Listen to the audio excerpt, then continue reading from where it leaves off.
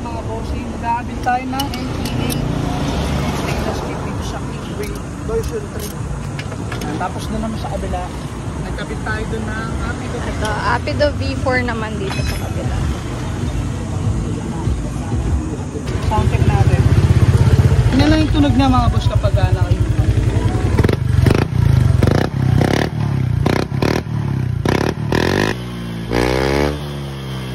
Okay mga boss, ayun, sobrang lutong ng Apido. Next natin to, MT8 mga boss. Soundcheck natin pag nakabit na. Ayan, marami tayong stock na itong MT8 mga boss. Nakabit na natin, soundcheck natin. Yung sa mga boss yung pag nakabit.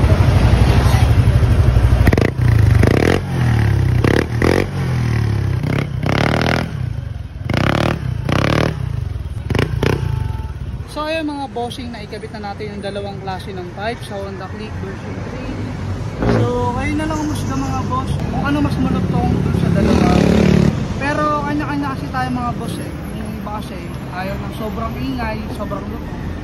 Iba naman saktong lutong lang. At ayun, depende sa atin yan kung anong brand pan tayo. So kung gusto nyong rumoksi ng pipe dito lang sa Dasma Cavite mga boss, Google nyo lang yung KCC Moto Parts ng Palok 4. At kung malayo naman kayo dito sa Dasma Cavite, pwede kayo mag-check out nyo sa ating Yellow Basket. Check out na habang meron pa tayong stock mga boss.